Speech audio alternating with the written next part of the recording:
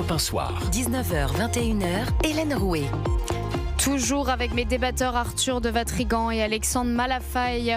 Nous accueillons Frédéric Ploquin, journaliste d'investigation spécialiste du grand banditisme. Également auteur de Les narcos français brisent l'omerta, sorti Albin Michel en 2021. Il est avec nous, Frédéric Ploquin. Bonsoir Frédéric Ploquin. Oui, bonsoir. Bonsoir. Le maire LR d'Alès, Christophe Rivin, qui avait déjà reçu la semaine dernière 2 balles de 9 mm dans un courrier signé de la DZNG et déposé à son domicile. Il a été exfiltré de chez lui cette nuit par le raid. Frédéric Ploquin, est-ce que cet événement est inédit en France ? C'est la première fois qu'on s'en prend si frontalement à un élu de la République. Écoutez, il y a plusieurs élus qui ont été depuis des années, peut-être qu'on a un peu fermé les yeux et pas trop regardé, qui ont fait l'objet de menaces. Il y a des élus qui ont été obligés de renoncer. Je me souviens très bien dans certaines villes, par exemple à la pose de caméras vidéo dans tel ou tel secteur, d'autres élus qui ont été priés de se soumettre à la corruption, sinon ça allait mal se passer. Bon, il y a une espèce de montée en puissance qu'on n'a pas vue, et là on en arrive effectivement à un summum, mais qui est donc le fait d'exfiltrer de ça un élu de la République. C'est un cataclysme, c'est d'autant plus un cataclysme que l'élu local avait à juste titre rappelé 2 jours plus tôt qu'il était le dernier rempart de la République. Donc voilà, c'est un petit peu le rempart qui saute. Mais je ne suis pas complètement surpris, et je voudrais quand même rappeler à vos auditeurs que avant cela, il y a eu, je le rappelle, l'exfiltration à Marseille d'un militant associatif et homme politique aujourd'hui, Amin Kessassi. Absolument, oui. 23 ans, exfiltré, qui avait disparu de la circulation subitement parce qu'il faisait lui aussi l'objet de menaces de la DZ Mafia. Et là où on a eu raison à l'époque et on a raison aujourd'hui de prendre les choses au sérieux, c'est que je rappelle que dans le cas d'Amin Kessassi, une équipe de tueurs à gages est quand même entrée en action, s'est trompée de cible, a tué à la place d'Amin Kessassi son petit frère, et que donc il ne faut pas prendre ça comme des menaces en l'air, même si ça paraît un peu... il faut d'autant moins le prendre comme des menaces en l'air que je rappelle quand même que le maire d'Alès a été atteint jusqu'à son domicile. C'est-à-dire qu'on a retrouvé ces fameux courriers dans sa boîte aux lettres, ces tags sur sa propre maison. Ça veut dire qu'en gros, ils sont déjà chez lui. Ils ont montré qu'il savait parfaitement où il habitait, qu'il était déjà chez lui. Et je dois vous dire que, pour les policiers ou les magistrats qui connaissent un peu cette génération de trafiquants de stupéfiants, ils savent que tout est possible, qu'ils se croient tout permis et qu'ils sont malheureusement capables de terroriser un élu local de la même manière qu'ils terrorisent leurs adversaires ou ceux qui leur résistent et qui ne veulent pas leur céder le territoire. Alors Frédéric Ploquin, donc vous êtes spécialiste du grand banditisme. Est-ce que vous pouvez nous éclairer sur cette branche de la DZNG, donc qui menace ce maire depuis maintenant une semaine? C'est comme une sorte de franchise de la DZ Mafia, c'est ça? Bon, déjà c'est du copier-coller par rapport à ce que font les gangs et les cartels latino-américains. Donc ça en dit long sur sur leur modèle, ce à quoi ils rêvent, ils voudraient ressembler. C'est-à-dire qu'au Mexique, on a ce genre d'appellation, nouvelle génération, quand il y a un boss qui tombe, qu'il y a un boss qui est dépassé par son bras droit, quand il y a une nouvelle génération, donc des plus jeunes qui prennent le pouvoir et renversent les locomotives. Et là, c'est un peu ce qui s'est passé dans cette nébuleuse un peu floue où on a quand même les fondateurs, on va dire, des mafia. Il y en a un qui est en cavale en Algérie, les autres qui sont en prison dans un établissement ultra sécurisé. Et à partir de là, voilà, quand les souris dansent, si j'ose dire, tant que les petits jeunes prennent le pouvoir, créent cette nouvelle étiquette, essaient d'échapper à l'emprise ultra puissante des chefs qu'ils exercent d'ailleurs, il faut le rappeler, depuis la prison, sur leurs troupes. Voilà, donc c'est un petit peu ça qui est en train de se passer avec une espèce de métastase, si j'ose dire, avec une jeune génération qui arrive et qui dit mais nous, on est encore plus dur que nos aînés, vous allez voir ce que vous allez voir. Et donc on passe à à des menaces qui ont déjà été proférées contre des surveillants de prison, contre des patrons, même des responsables de l'administration pénitentiaire, contre des surveillants, contre des juges, contre des greffiers, et pourquoi pas aussi contre des journalistes. C'est ça, mais alors désormais on s'en prend à des élus. Si vous me permettez une dernière question, Frédéric Ploquin, petite musique qui monte maintenant depuis quelques mois et d'autant plus maintenant depuis 24 heures, depuis qu'on s'en prend frontalement à des élus de la République. Qu'est-ce que vous pensez de l'expression narco-État ? Est-ce que la France pourrait un jour devenir un narco-État, où le mot est encore trop fort, on n'y est pas du tout, où on est sur le chemin ? Qu'est-ce que vous en pensez ? Disons qu'un narco-État, on a parlé en France à une époque, je me souviens pas si lointaine, de narco-département à propos de la Seine-Saint-Denis de 93. Donc on était déjà aux portes de quelque chose. Et c'était quoi les signaux ? C'était des élus locaux faibles ou achetés. C'était un département où tout d'un coup il y avait plus de clandestinité, d'argent souterrain, d'argent sale que d'argent propre à un moment donné.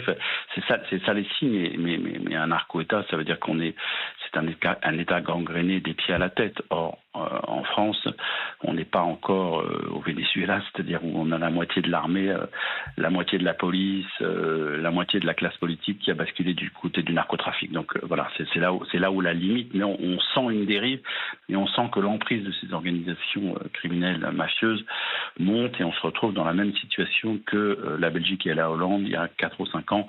On aurait peut-être dû ouvrir un petit peu plus les yeux. Eh bien, maintenant, il va falloir se réveiller. Merci beaucoup, Frédéric Ploquin, journaliste d'investigation, spécialiste du grand banditisme. Merci d'avoir été avec nous dans Europe 1 Soir. Je suis toujours entourée d'Arthur de Vatrigan et Alexandre Malafaille.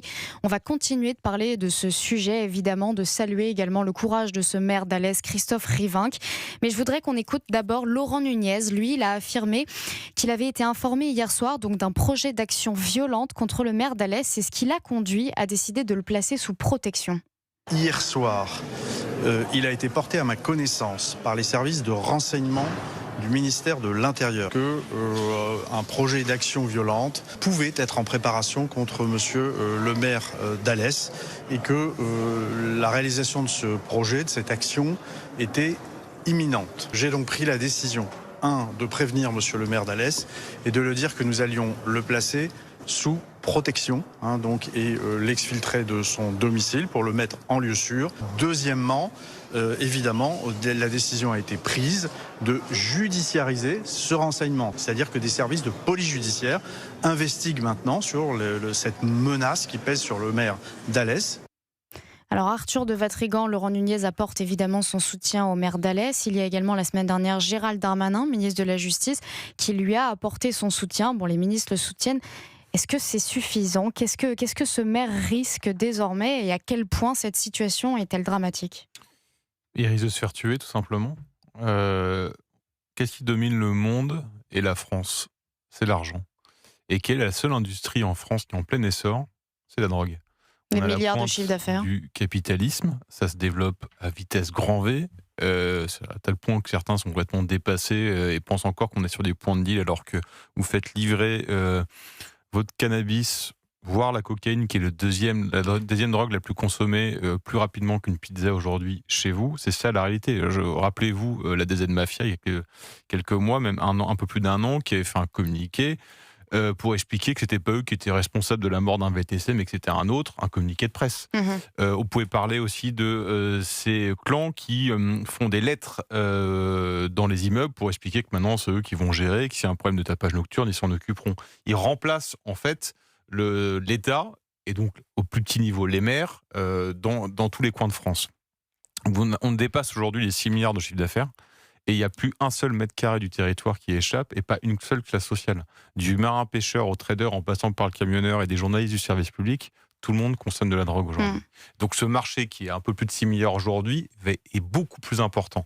Et le drame, c'est que, vous savez, la mort est une donnée qui est enregistrée chez les trafiquants. C'est-à-dire que chez les trafiquants qui ont même 16-17 ans aujourd'hui, ils prennent des dispositions testamentaires. Ils ont très bien enregistré que leur espérance de vie était moins de 30 ans et que le but c'était de palper au maximum. Donc à partir du moment où la mort est prise en compte et que quand vous n'êtes pas mort, en fait la seule porte de sortie quand vous êtes en prison c'est l'islamisme. Comme on l'a vu avec Mohamed Merah, les trafiquants de drogue qui a arrêté, qui est en prison, c'est un incubateur génial pour les chasseurs de tête islamistes. Mais sinon, si vous passez pas par cette case-là, la mort c'est pas un sujet pour eux. Donc qu'est-ce qui va empêcher d'aller tuer un policier, un magistrat, un maire, à partir du moment où il est considéré comme un obstacle, c'est-à-dire comme quelqu'un qui va l'empêcher de développer son business. Rien. Aujourd'hui, on a un maire qui se menaçait, mais on a déjà des maires qui sont achetés. Comme Bien en sûr. prison, on pense qu'il y a des matons qui sont achetés. Aujourd'hui, les trafiquants de drogue sont plus à acheter des matons. Ils en sont à positionner les membres de leur clan comme candidats pour devenir matons dans les prisons. On en est là aujourd'hui, en fait. On a 10 ans de retard, c'est comme dans le dopage, dans le cyclisme. On a toujours 2 ou 3 coups de retard. Bon. Donc, Et Alexandre malheureusement, Malafaille. l'horizon est très sombre. Bien sûr, mais c'est ça. Une fois qu'on a dressé ce constat absolument alarmant, Alexandre Malafaille, qu'est-ce qu'on fait ? On le voit à chaque fois dans les sondages. Alors, il y a des Français qui demandent à ce que l'armée aille évidemment régler cette situation pour nous. Beaucoup des policiers, les militaires eux-mêmes vous expliquent que ce n'est pas une bonne idée, que c'est pas dans leur prérogative, que c'est pas ça l'idée. Les policiers, on va vous expliquer, donnez-nous les moyens d'y aller, justement pour vraiment taper le narcotrafic à la racine. Qu'est-ce qu'on fait ? Vous êtes le gouvernement aujourd'hui, qu'est-ce qu'on fait ? Parce qu'on entend le gouvernement qui mène la guerre au narcotrafic. En attendant, on la voit pas. Et en attendant, maintenant, nos élus se font menacer dans leur boîte aux lettres. Ce que je voudrais dire, c'est qu'en préambule, il va falloir beaucoup de courage. Beaucoup de courage de la part des élus, beaucoup de courage de la part des élus locaux. Certains vont accepter de faire le job, d'autres pas. Il y a certainement plein d'élus qui vont se coucher. On peut imaginer que certains élus récents en région parisienne n'auront pas de problème parce que globalement, ils sont déjà très complaisants avec tous ces univers-là. Donc il va falloir qu'il y ait beaucoup de courage et beaucoup de constance parce que c'est vrai qu'on a pris un retard considérable. Vous savez, si on devait faire une allégorie, c'est comme si on comparait ce problème à une pelouse. Vous avez une pelouse qui est nickel, il n'y a pas une mauvaise herbe. Vous en avez une qui apparaît, c'est facile de traiter la cause, quoi. Si vous avez effectivement une pelouse qui est envahie, ce qui est notre cas aujourd'hui, si on fait une comparaison, on a effectivement une très très grande difficulté pour régler la problématique. Donc oui, il y a des débuts de réponse qui sont en place. On a créé un parquet spécial, on commence à créer des prisons adaptées, on a une lutte contre les filières, contre les réseaux, mais on est très asymétrique dans la réponse parce qu'en plus l'État ne nous aide pas. Quand vous voyez ce qui s'est passé, le recours à Vendin-le-Vieil, vous avez des surveillants qui ont peut-être fait un peu de fermeté à l'égard des prisonniers, sauf qu'effectivement il y a un recours, le juge administratif a averti le garde des Sceaux qu'il fallait que ça cesse, mais est-ce qu'on s'est mis à la place des surveillants et de leur quotidien par rapport à ces bêtes féroces qu'ils ont en charge? On dit pas ça. Donc on a vraiment un problème de modèle et de capacité du modèle à répondre à la menace aujourd'hui. Le combat va être long. Et de courage politique, vous l'avez dit, chers auditeurs, on se retrouve dans un instant. On va continuer évidemment de parler des incendies, notamment de ces pompiers qui sont morts. Également ainsi de la loi sur les réseaux sociaux. Il y avait beaucoup de grabuge aujourd'hui à l'Assemblée nationale. À tout de suite.